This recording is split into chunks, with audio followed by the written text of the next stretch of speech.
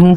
ये मेरी शिक्षक डायरी है और यहाँ शिक्षण योजना बनाने की तैयारी हो रही है। तो साथियों नमस्कार, मैं प्राइमरी का मास्टर यूट्यूब चैनल से आप सबका स्वागत करता हूँ। साथियों शिक्षक डायरी जो हमें सरकार द्वारा उपलब्ध कराई गई है, इसको भरना है, लेकिन समस्या यह है कि इसको कैसे भरें, कब से भरें, यह बहुत ही विकट समस्या है। कई मित्र हमारे बता रहे हैं, इस पेज में देखिए कि इसमें एक जो आपको भाग है यानी एक डिब्बा जो है इसमें एक सप्ताह का भरना है, लेकिन यह उचित नहीं जान पड़ रहा है। इसमें एक ही दिन का भरना है, एक कालांश या दो कालांश लिख सकते हैं एक दिन में, लेकिन एक दिन का, और इसमें जो है पूरे एक सप्ताह का एक कॉलम में भरना है।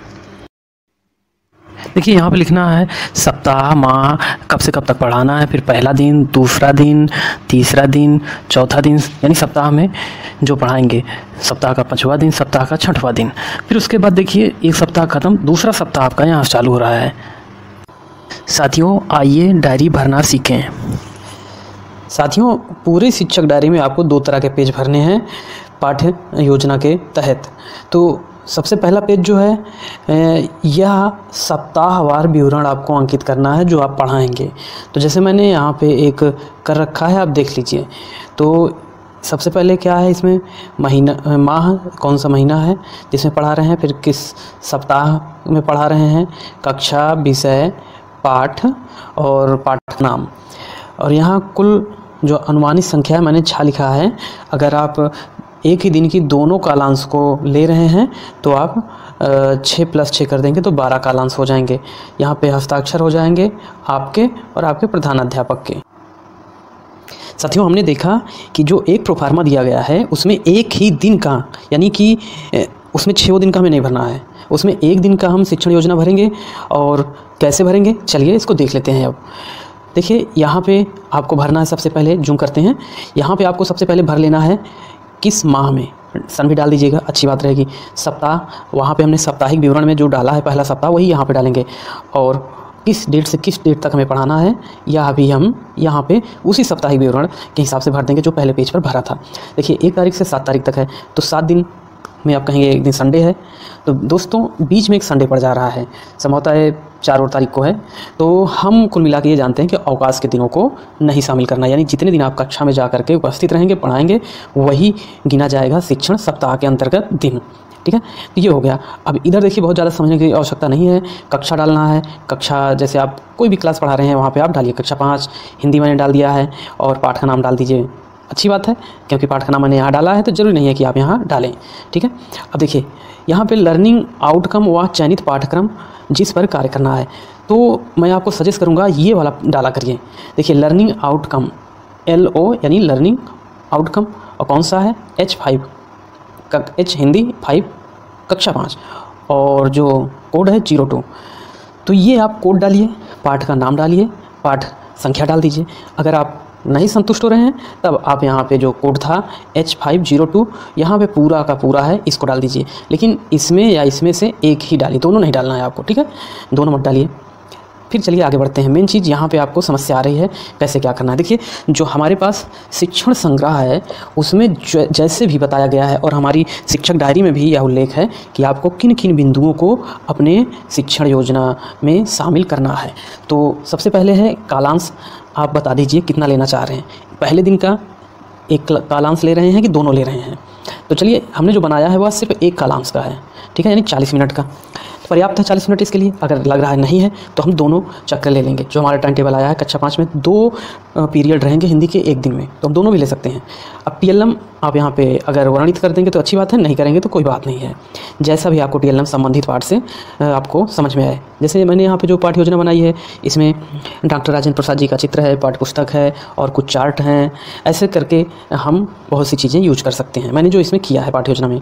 अब देखिए समय और पॉइंट के हिसाब से जो कुछ भी आपको पाठ्य योजना में शामिल करना है सब कुछ मैं यहाँ पर आपको दिखा दे रहा हूँ। सबसे पहले देख लीजिए शिक्षण पूर्व, शिक्षण के पूर्व आपको 5 मिनट का समय मिलता है, ये मिनट जो है 40 मिनट गिना जाएगा। तो इसमें आपको करना क्या है, पूर्व ज्ञान। पूर्व ज्ञान किस पे लेना है, जो आप यहाँ पे लर्निंग आउटकम निर्धारित किए हैं उसी के आधार पर। तो मैंने यहाँ पे बच्चों को जो पढ़ाने चल रहा था जोड़ते हुए, लर्निंग आउटकम से जोड़ते हुए जो कुछ प्रश्न किए, जैसे कुछ प्रश्नों का उदाहरण हम यहाँ शॉर्टकट में लिख लेते हैं कि बच्चों आपको कौन से शिक्षक पढ़ा रहे थे, अच्छा बच्चों कौन शिक्षक क्या क्या पढ़ाते थे ये बताइए। कोई नाम बताते हैं तो उनसे पूछ लीजिए, अच्छा वो टीचर पढ़ाते समय कैसे पढ़ाते थे, थोड़ा पढ़ा के बताओ। ये सब चीज़ें हम कर सकते हैं। इससे 2 चीज़ें आएंगी, बच्चे सहज रूप से कक्षा से जुड़ेंगे, आप जो टॉपिक पढ़ाने चल रहे हैं उससे जुड़ेंगे, और लर्निंग आउटकम कितना उनको प्राप्त है वह आप पता कर पाएंगे। ये पहला पॉइंट हो गया शिक्षण के पूर्व। अब शिक्षण के दौरान क्या करना है, 3 चीज़ें हमेशा ध्यान रखनी है।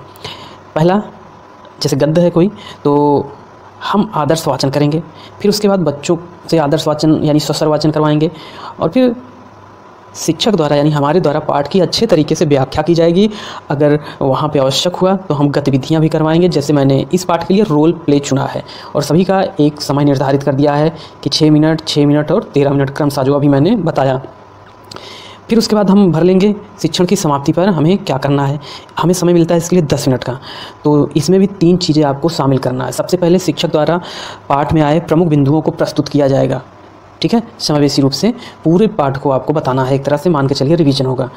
फिर आपको आकलन करना है। आकलन भी 2 तरह से कर सकते हैं, जैसे बच्चों से पाठ में आए प्रश्नों को पूछ करके, जैसे यहाँ पे मैंने 2 प्रश्न रखा है, कौन मौलवी अच्छा पढ़ाते थे, बच्चे दिया में बालू क्यों रखते थे, और साथ ही साथ मैं रोल प्ले करवाया हूँ गतिविधि में।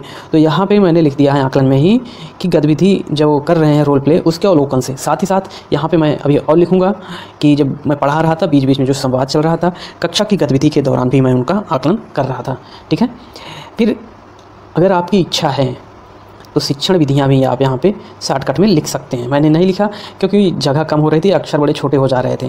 जैसे प्रत्यक्ष से अप्रत्यक्ष, पूर्व ज्ञान से जोड़ते हुए जो भी शिक्षण विधियाँ आपको समझ में आए अपने शिक्षण संग्रह में और कई मॉड्यूलों में मिल जाएंगे, वो देख लीजिए। अब हम देंगे गृह कार्य। चौथा प्रमुख पॉइंट जो है गृह कार्य। देखिए पूरा का पूरा जो हमारा लेसन प्लान है शिक्षण संग्रह और शिक्षक डायरी और शिक्षा विभाग द्वारा जो भी निर्देश दिया गया है उसके आधार पे ये 4 चीज़ आपको शामिल करने ही करने हैं। तो गृह कार्य हम बच्चों को दे दिए हैं, इस पाठ से संबंधित ही बच्चे जाएं अपने घर पे, तो इसको जरूर करके लाएँ कि कौन शिक्षक इस तरह से पढ़ाते थे, उनकी पढ़ाई लिखाई बचपन से लेकर अब तक कैसे संपन्न हुई, ये सारी चीज़ें बच्चे लिख के लाएँगे। तो ये जो 4 चीज़ें हैं, शिक्षण पूर्व, शिक्षण के दौरान, शिक्षण की समाप्ति पर और गृह कार्य असेसमेंट, ये चीज़ आपको हर शिक्षण योजना में करनी है। फिर बाद में एक प्रमुख बिंदु आता है क्रियान्वयन के पास शिक्षक का स्वाकलन। शिक्षक स्वाकलन करेंगे किस चीज़ का, यही चीज़ का कि जो हम निर्धारित किए थे लर्निंग आउटकम, चाहे यहाँ देख लीजिए चाहे यहाँ। तो यहाँ पे देख लीजिए क्या है, बच्चे पाठ, भाषण या बात को सुनकर उसके बारे में तर्कसंगत राय बना पाएंगे और इसे संक्षिप्त में बताने के साथ साथ इस पर निष्कर्ष आधारित प्रश्न के उत्तर दे देंगे। तो देखते हैं कितना संप्राप्ति हुई बच्चों को। तो जो हुआ है यहाँ पे हम लिख देंगे। जैसे बच्चे जो हैं संबंधित पाठ का उत्तर दे रहे हैं, बच्चे पाठ का सारांश बता पा रहे हैं, बच्चे पाठ के बारे में अपनी राय दे रहे हैं। तो साथियों ये पाठ जो है हमें लेके चलना है पूरे 6 दिन।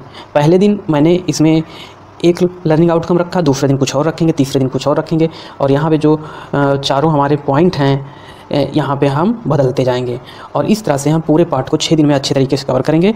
और 6वां दिन जो रहेगा हमारा आकलन का रहेगा, पुनरावृत्ति का रहेगा, ठीक है। मेन चीज़ है पुनरावृत्ति।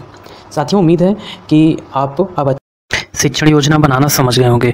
साथियों अगर आपको हमारी ये वीडियो पसंद आई हो तो लाइक कर दीजिए, अपने दोस्तों को भी शेयर करिए और इसी तरह शानदार वीडियो पाने के लिए चैनल को सब्सक्राइब कर लें और बेल आइकन भी अवश्य दबा दें ताकि कोई नई वीडियो जब लोड करें तो आपको इसका नोटिफिकेशन मिल जाए। मिलते हैं अगली वीडियो में। नमस्कार।